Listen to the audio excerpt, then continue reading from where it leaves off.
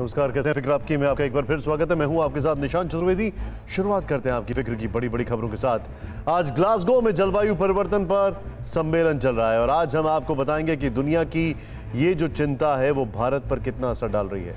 पिछले 90 दिनों में आपने मौसम में जो बदलाव देखे हैं उसका आपकी आर्थिक सेहत पर क्या असर पड़ रहा है, इसका विश्लेषण करेंगे। मौसम चक्र से ही संबंधित है पटाखों से होने वाला वायु प्रदूषण। इस बार दिवाली पर ग्रीन पटाखे ही छोड़े जा सकेंगे, लेकिन क्या आप जानते हैं कि इससे सिर्फ 20% ही वायु प्रदूषण कम होगा। फिक्र बड़ी है और हमारी रोजमर्रा की जिंदगी से जुड़ी है। भारत में त्योहारों का मौसम शुरू हो गया है और 3 दिन बाद देश दिवाली मनाने जा रहा है।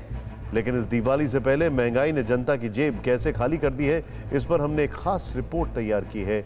आपको सरसों के तेल के जरिए समझाएंगे कि कैसे किचन का ये जरूरी सामान घी से होड़ लगा रहा है। आज हम भारत के पड़ोसी देशों में अल्पसंख्यकों की दिवाली की भी फिक्र करेंगे। पाकिस्तान में हिंदुओं पर अत्याचार हो रहा है, अफगानिस्तान में सिखों पर अत्याचार हो रहा है और बांग्लादेश में सैकड़ों परिवार अपने घर नहीं लौट पा रहे हैं। इन हिंदुओं की दिवाली कैसे मनेगी, दुनिया को यह रिपोर्ट भी देखना जरूरी है। सबसे पहले फिक्र अपनी धरती की, जिस पर बहुत बड़ा खतरा मंडरा रहा है। यह खतरा है जलवायु परिवर्तन का, जिसे आमतौर पर किताबी बातें कहकर टाल दिया जाता है। इसकी गंभीरता को नहीं समझा जाता। आज हम आसान शब्दों में क्लाइमेट चेंज की गंभीरता समझाएंगे।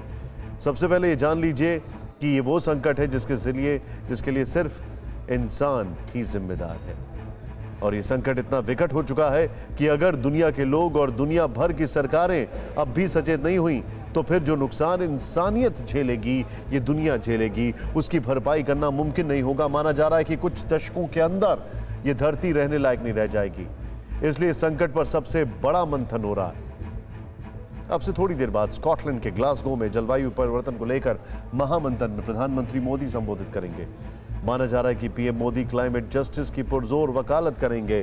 पेरिस समझौते में विकसित देशों ने शपथ ली थी कि वो हर साल जलवायु परिवर्तन को रोकने के लिए $100 बिलियन देंगे, मगर हकीकत में ऐसा नहीं हुआ। कहा जा रहा है कि भारत विकसित देशों को वो वादा भी याद दिलाएगा। COP26 समिट जलवायु परिवर्तन पर चर्चा के लिए 26वीं कॉन्फ्रेंस चल रही है। COP यानी कॉन्फ्रेंस ऑफ पार्टीज जलवायु परिवर्तन पर चर्चा के लिए दुनिया का सबसे बड़ा मंच है, जिसका गठन 1994 में हुआ है। इसमें उन 190 देश से ज्यादा देशों के नेताओं और रिसर्चर्स के बीच जलवायु परिवर्तन पर समझौते की बात होती है। दुनिया को बचाने के लिए COP के टारगेट में सबसे पहला है ग्लोबल वार्मिंग को कंट्रोल करना। धरती के तापमान में बढ़ोतरी को 1.5 डिग्री सेल्सियस तक सीमित रखना।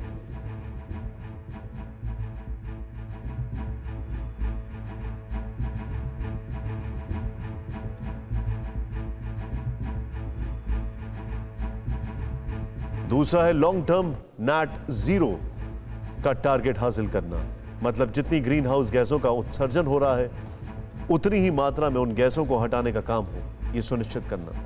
$100 अरब का जलवायु वित्त भी टॉप प्रायोरिटी में है। इसके तहत विकसित देशों की ओर से कम आय वाले देशों को आर्थिक और तकनीकी मदद मुहैया कराना, ताकि वहां ग्रीन हाउस गैसों के उत्सर्जन को कम किया जा सके।